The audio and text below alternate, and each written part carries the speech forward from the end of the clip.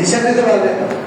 আবার কিছু ভাই আমার বিদেশ যায় বিয়ে করে, তাদের ভুল যে কেন নেয় ঠিক নেই, অথচ শরীর পারে না, ইসলাম মানে না। তুমি বিয়ে করার পর বউকে বিদেশ দাও, দিয়ে যাও ছোট ভাইয়ের কাছে, বন্ধু বান্ধবের কাছে। আমরা পেপার পত্রিকা পড়েন, এই এলাকায় না শুধু সারা বাংলাদেশে, সারা পৃথিবীতে চারিত্রিক পবিত্রতা নেই, না থাকার কারণে মানুষের কোনো বরকত নাই, শান্তি নাই। গরু ছাগলের বাচ্চা জন্ম দেয়, মানুষের কোনো বাচ্চা জন্ম দিতেছে, যেমন আপনারা আমার কথা রাগ করবেন না। আপনারা কি বুকে হাত বলেন আপনার সন্তানটাকে নামাজে বানাইতে পারছেন, কোরআন শিক্ষা দিতে পারছেন? দিতে পারেন নাই। ফলটা কি? মণিপুর না ভবানীপুর বিজয় বলে বয়স্ক পুনর্বাসন কেন্দ্র, ওইখানে আপনার স্থান হবে। আপনার ছেলেমেয়েরা জায়গা দিবেন, জায়গা দেখে ওইখানে কোনো জায়গা পাবেন না ছেলের কাছ থেকে। তাহলে যত ভালো কাজ হয় তাও এই যৌবনকালে, যত ভালো কাজ হয় যৌবনকালে হয় না। এই বুড়া মানুষ আর নামাজ পড়তে পারে?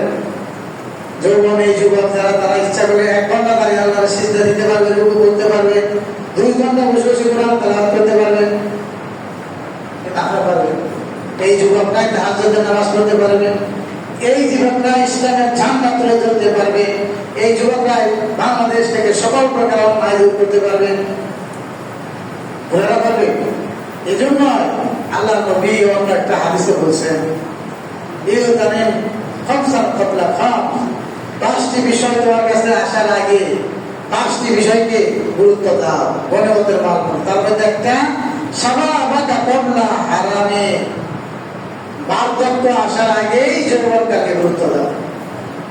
আমাদের অন্য কাজ হলো মাথা ব্যথা, দাঁত ব্যথা, চোখে কম, কানে কম দেখা, নামাজ পড়তে দাঁড়িয়ে এখন করি বসিয়া।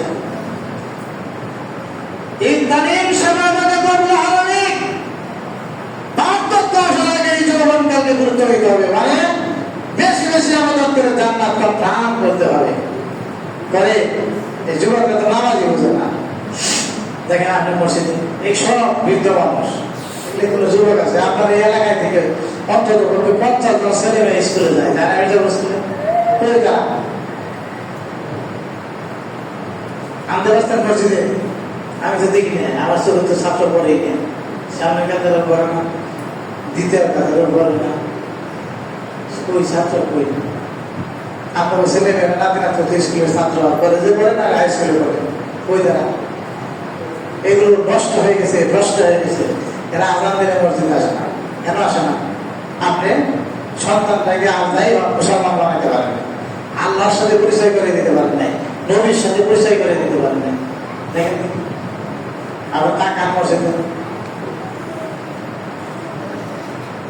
এই যে মসজিদের অবস্থা, আমার মনে সারা বাংলাদেশের অবস্থা। এই অবস্থায় জান্নাতের লক্ষ্য বলছেন যে তোমার একদিন অবশ্যই বার্ধক্য আসবে, যদি বেঁচে থাকো। তাহলে বার্ধক্য আসার আগে যৌবনকালে বেশি বেশি ইবাদত করো, যৌবনকালটাকে তুমি আল্লাহর সন্তুষ্টির জন্য ব্যয় করো। সাবধান, কখনো খারাপ কাজ করো না, জিনার সাথে জড়িত হও না, গান বাজনা বিভিন্ন ধরনের আমোদ প্রমোদের সাথে জড়িত হও না, হইলে কি হবে? ধ্বংস নিবারণ।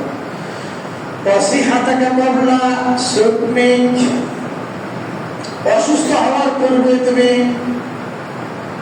সুস্থতাটাকে কন্ট্যাক্ট করো। সুবহানাল্লাহ, আল্লাহ কত সুন্দর কথা।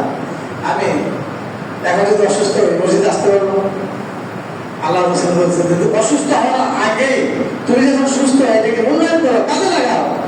গেম থেকে সময় নষ্ট করো না, 10টা মতো ঘুম থেকে সময় নষ্ট করো না, কাজ করো। বিভিন্ন মার গানে কত রকমের কাজ আছে, অলস দেখো না। অলস মস্তিষ্ক হলো শয়তানের আশ্রয়স্থল। যে সমস্ত ছেলেমেয়েদের কোনো কাজ দেয়, এত পড়াশোনার দরকার থেকে মনে করেন হাই স্কুলে 200 ছাত্র ভর্তি হয় এক ক্লাসে, এদের মধ্যে 50 জন ছাত্র ভালো, আর সম্পূর্ণটা এদের আগে ঝরে পড়ে যে শয়তান গুলোকে আগেই গার্মেন্টসের চাকরি দেওয়া উচিত, অথবা কৃষি কাজ করানো উচিত। এরা বাপের টাকাটা স্কুলে যায় আর আসে, আর টাকাটা ভর্তি করে, এদের কোনো চরিত্র নাই। এই গাছের নিচে ওই গাছের নিচে আড্ডা মারে, পারে না? আমি কলেজে কয়েকদিন আগে গত সপ্তাহে একটা বিচার করলাম, ফেসবুকে বিভিন্ন ধরনের